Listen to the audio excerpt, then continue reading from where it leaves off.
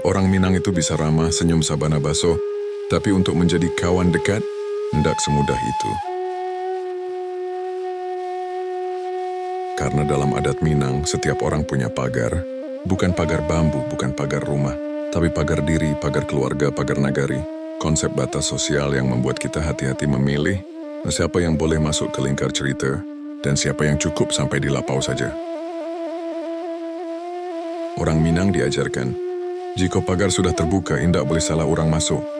Makanya kita menimbang karakter, memperhatikan tingkah, barulah memutuskan seseorang layak menjadi bagian. Ini bukan soal sombong. Ini cara orang Minang menjaga marwah, supaya rumah gadang tetap aman, dan hubungan tidak jadi racun di kemudian hari. Ramah boleh, tapi akrab hanya untuk yang bisa menjaga pagar. Bagaimana menurutmu?